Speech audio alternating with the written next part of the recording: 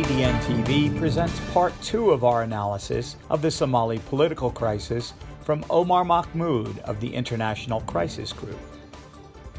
On Thursday, talks between the federal government and state leaders are to restart.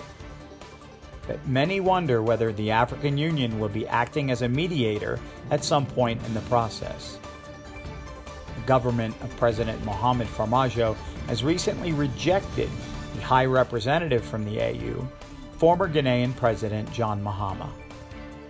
This has come to the fore recently around this whole idea of an AU special representative to Somalia, which is something that the Farmajo administration had asked the AU to look into, but once I think they saw that they probably weren't going to get too sympathetic of a response, have now been trying to scuttle. And so there was this letter last week that came out from the foreign ministry, and there's a big question, to what degree Roble was aware of this, or what degree he was part of it. This letter basically came out and said, we reject a particular envoy that was named, and don't really think that we actually need an envoy at this point because the process is moving in a Somali-owned way. What's happened with the AU so far?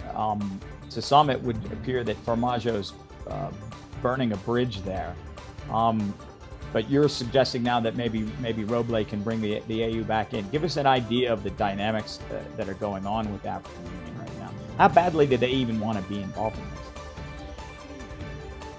Well, the African Union has, at various times in the past few years, made more of a push to have a political role in Somalia. Right now they have the predominant security role through the AMISOM mission. And I think there's always a little bit of underlying resentment that they're seen as the security partner.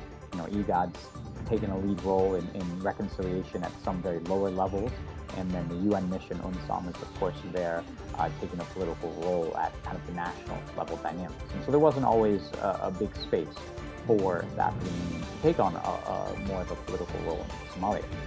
But this opportunity opened itself, partly because IGAD's not too present right now. IGAD's also riven by some internal divisions between some of its big players and whatnot. And then when it came to the election dynamics, you had the UN in conjunction with some of the Western partners that have been doing some shuttle diplomacy and whatnot. But when it came to external mediation, no one really wanted to take on that role. And so that was an opportunity there for the African Union to take on. Now, what's happened since then is yes, Farmajo kind of invited them in to take a look into this, but now it's going in a direction that, if you had the AU envoy come in, it means that, part of the process probably gets taken a little bit out of Farmajo's control a bit more than it was comfortable with. And so I think that's where you've had this tension around that. But this has been coupled by, you've had some internal divisions within the AU in terms of how they want to respond, especially given the challenge now that they have that the Farmajo government's rejected the envoy, this former Ghanaian president that they had suggested. What happened in last September was there was an agreement. Getting to an agreement happened.